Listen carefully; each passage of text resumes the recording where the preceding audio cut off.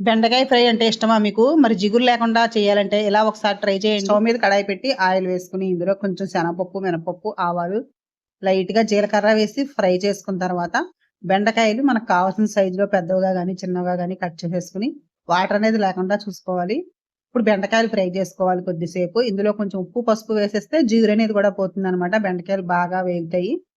ఇలా వేగిలోగా మనం ఉల్లిపాయ ముక్కలు అవి కూడా ఇలా గ్రేట్ చేసుకోవాలి. పూర్తిగా పేస్ట్‌లా కాకుండా, అలాగే పెద్ద ముక్కల్లా కాకుండా ఉల్లిపాయ, టమాటా, పచ్చిమిర్చి, వెల్లుల్లిపాయ నేనైతే ఇలాగ కోర్స్‌గా గ్రైండ్ చేసేస్తున్నాను. ఇలా కూరల్లో వేసుకుంటే చాలా బాగుంటుందనమాట. ఫ్రైలో గానీ, కూరల్లో గానీ. బెండకాయలైతే బాగా వేగిపోయాయి కదా! ఇప్పుడు ఇందులోకి ఉల్లి ముద్ద వేసేసి, కొంచెం కరివేపాకు కూడా వేసేసి, మళ్ళీ కొంచెం సేపు మగ్గించేసుకోవాలి. ఆల్మోస్ట్ అన్నీ వేగిపోయాక ఇందులోకి కూర కారం ఉంటుంది కదా! అది, అలాగే కొంచెం ధనియాల పొడి వేసేసి ఫ్రై చేసేసుకొని ఒక్క నిమిషం పాటు అలా ఉంచితే సూపర్ టేస్టీగా బెండకాయ ఫ్రై అయితే రెడీ అయిపోతుంది మరి. నచ్చితే ట్రై చేయండి.